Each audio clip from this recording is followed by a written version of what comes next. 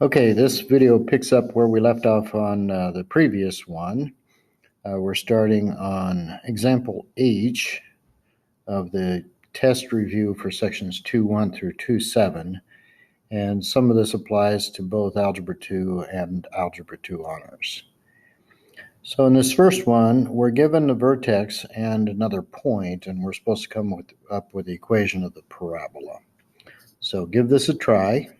And pause the video here, and I'll show you how to do it in a few seconds here. Okay, so the first thing you want to do on this problem is label the vertex H and K and the other point X and Y. Then you write down the equation, the vertex form, and that's ultimately what you have to do here, except you're supposed to put the numbers in. And the only number in this pile that you don't really know is the A value. So you fill in the X, you'll see that's the 6. You fill in the Y, that's the -10. You fill in the opposite of H, that goes here, and you fill in K at the back. Then you do the calculations, and what's important to point out at this point is that this whole part here, starting with the subtraction and the squaring, is where you start. So 6 minus 3 would be 3, squared would be 9. And then we subtract 2 from both sides to get this -12. And dividing by 9 on both sides, you find the value of A is -12 over 9, which simplifies to -4/3.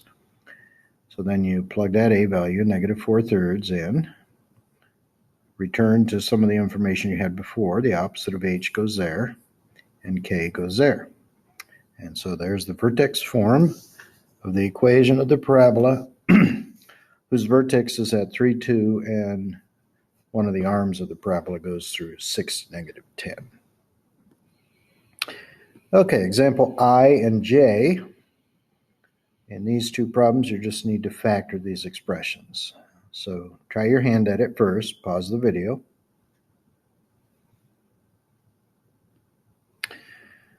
Okay, so I'm going to erase some of this and take you through the process. So first of all, let me see if I can get rid of all this stuff down here. And I'm going to do the same on the other one. Okay, the first thing you do here is you pull out the common factor. All the terms in the original problem, example I, are divisible by 3. So you pull that out. Then you're going to use the star method here. Multiply those two terms. 2 times -20 is -40. The middle term is -3. If you've done this before, you know what I'm doing here. And this leading quadratic term here, you use its coefficient to 2 on both wings. Now we have to come up with numbers that multiply to give that, and add to give this. So we'll try 8 and 5 and see if we can make that work. If we make the 8 negative, you'll see that those add up to -3. And -8 times 5 gives -40. So now simplify this fraction to 1 over -4. And that'll be 1x minus 4 here. The other side, where it says 2/5, you go 2x plus 5, and it's important not to forget the common factor that we pulled out earlier. That one's done. Okay, on the next one, you'll notice that at the front and at the back, there's perfect squares. So we're just going to try this and see if the middle term works out. 5x times 5x would give 25x squared. And 7 times 7 is 49. On these, you want to use the sign that's in the middle both times, and then you just check to make sure the middle term works. -35x there, and another -35x gives -70x. Okay, examples K and L. Once again, we're supposed to factor these completely.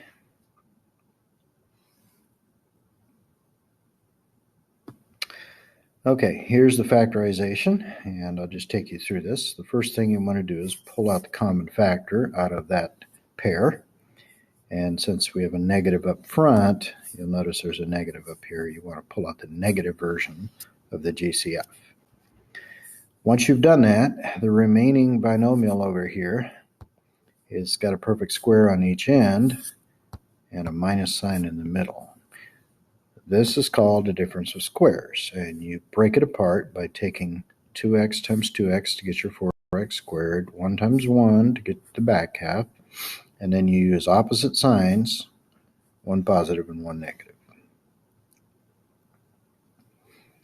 Example L also has a leading coefficient that's negative, so you pull out a negative GCF, the opposite of the GCF. In this case, these all divide by x and by 2. So you can see I've divided everything by negative 2x. For instance, the middle term here where you have the negative 34x squared, if you divide that by negative 2x, you get this. Then you put some stardust on it here. The leading term coefficient and the end coefficient. Multiply to give negative 60, so you put that up top in your star. The middle coefficient is negative 17, and you're trying to get two numbers that multiply to give negative 17 and add to give negative 60. And I actually think I have the wrong numbers here, so I'm going to have to redo this whole bottom part. Give me a second here, and I'll fix this. All right, so I did that wrong the first time. Okay, so I think 20 and 3 are what we're going to have to use. Now those do add up to negative 17 and still multiply to give negative 60. This right side, if you simplify by dividing by 3, you get 4 over 1. And this left side, if you divide by 4, you get 3 over negative 5. Let me fix that. 3 over negative 5. So first of all, copy down your GCF. You had that earlier. And then 3 over negative 5 leads us to this factor. And 4x plus 1 is the final one, and I get that from that pair right there. And now I'm just going to double check this. 12x squared times this is that. Outside is 3x minus 20x is negative 17x times that common factor gives the middle one.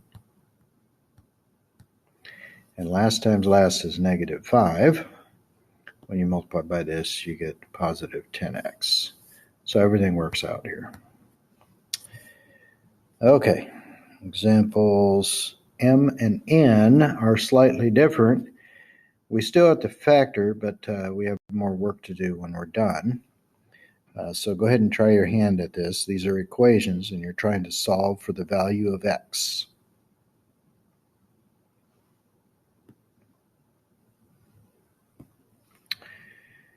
Okay, so what I've done on this is I've factored the left side.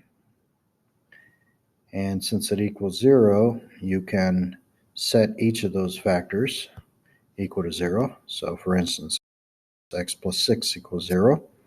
And that leads to this answer. I'll show you that in a minute. And setting the other side equal to 0 gives an answer of 3/4. So let me do that last one. 4x minus 3, if you set that equal to 0, add 3 to both sides, and divide by 4. That's how I got to 3/4. The other one, I skipped this work, but you can do the same if you understand how to skip it. You set the other factor equal to 0, and subtract 6 from both sides. Okay, example N. The first thing you want to do here is take your 36x over to the other side, and since it's got x in it, you want to put it in the middle. Once that's done, you'll hopefully recognize that you got a perfect square on each end. And the first one is 2x times 2x, and the last one is 9 times 9 gives 81. And then you use the sign that's in the middle of the trinomial in both of these. And both of those factors lead to the same answer. I'll just do it once down here. 2x minus 9 equals 0. Take the 9 over. and divide by 2, and you get your 9/2 there. Now, since the other side's identical, we only get one answer on this problem. Okay, here's another pair that you have to solve by factoring. So if you want to pause the video and try them. All right, so here's the work. And you can see on this first one here that I distributed 3 times negative 24x, for instance, is negative 72x. And then I brought this over to the other side and changed the sign. That's really adding 6x squared to both sides. And I pulled out the common factor, which is 3x. And then I used the star method to finish the factorization. And something a lot of people are going to miss on this one is that when you have an x in your common factor, you actually get an answer. For instance, if I take that last line there, 3x equals 0, and I divide both sides by 3, it gives me an answer of 0. And that's the most common things I mark wrong on this one, is people forget that too.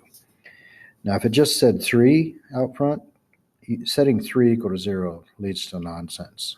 So that's when you don't have an answer. But you can see this one actually has 3 answers to it. Now, on the other side, example P here, when I take that 3 and add it to the other side, I get perfect squares on both sides of a minus sign. This is a difference of squares problem. They always have a plus sign and a minus sign when they factor. So 6x times 6x comes from the 36x squared. The 5 and the negative 5 come from the negative 25. And setting those equal to 0, I'll do one of them here. I'll do the first one. And this is the step you are allowed to skip here.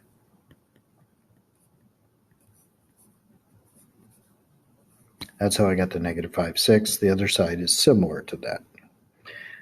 Okay, I think I'm going to hold off there and pick up again in a separate video, starting with problem Q.